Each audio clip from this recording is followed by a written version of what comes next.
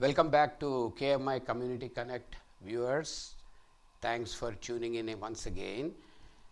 Last time when I left, I talked about the 6 or 7 pillars of metabolic health. And I told you guys that I was going to come back and talk about part 5 of Metabolism Made Easy. And I think it's very crucial for you and me and all of us to appreciate one aspect here that I mentioned in the pillars of metabolic health. When I mentioned this last pillar, I have talked about something called connecting. Connecting everything that we see as isolated factors or isolated variables. So when we connect everything, you will get good results, or you will start appreciating, you and me will start appreciating the results, because nothing works in isolation, everything works in conjunction with many things. So if we understand our body as a systems biology, it works as a system, and we are very, very curious in that direction. If we are curious in that direction, you will get and I will get fantastic results that we are looking for. So connecting, like I mentioned when I was ending this talk, is very important. So on the same pretext, I'm going to say something today, and you might be surprised and say, what has it got to do with fructose metabolism? Because I was going to talk about fructose metabolism, and I'm going into the details of the chemistry and physiology, which is complex for a lot of you who are not dealing with biology, medicine and everything, but it's happening in you.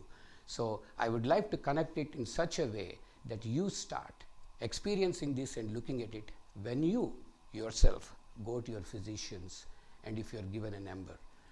So coming back to the point, if you have noticed, when you go to your doctor and get your blood test checked, your doctor might say a word called uric acid. I'm going to write it here because I don't have any space left there. I wanted to point out what I spoke last time, so I'm going to use this board and I'm going to put what is called as uric acid.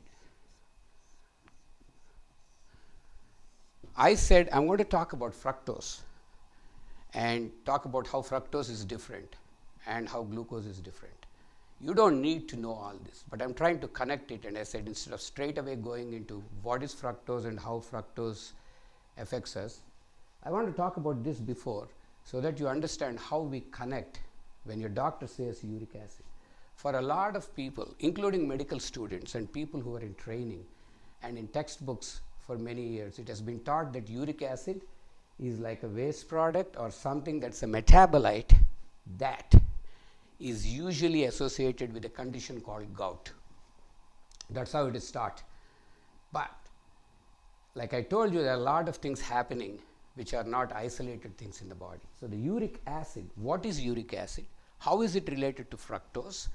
And what are the other things that we are all missing with uric acid, which is measured commonly in the labs? For some of specialists or some of patients that go to a nephrologist, they say that uric acid goes up when the kidney fails. For people who have gout, they know that their uric acid goes up. For some people, when they have hypertension, the doctor says that uric acid is related to high blood pressure. So now we're going to connect everything.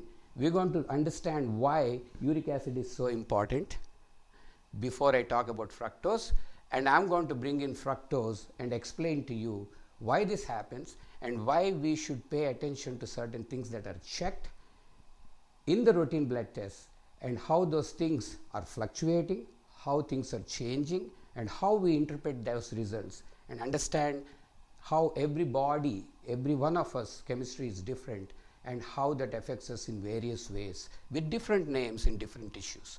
So this is the fundamental concept of connection, what I said here, and we'll start doing that hereafter. So I'll see you with fructose metabolism in Metabolism Made Easy very soon. Until then, keep the curiosity, keep the willingness, keep the enthusiasm, and I will see you soon. Thank you so much.